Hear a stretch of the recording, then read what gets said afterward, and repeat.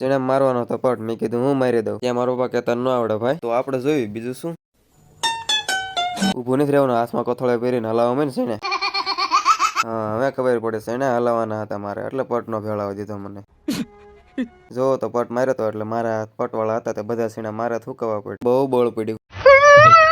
લે ભાઈ ને હજી હરખું ઊભું રહેતે નથી આવડ્યું, બે હતા નથી આવડ્યું. તા ભાઈ તો હાલવાનું શીખવાડો મને. મારા પપ્પા કે હું પાણી વાળું તો સીણામાં દવા સાટ પાછી ભી પડવાની હવે.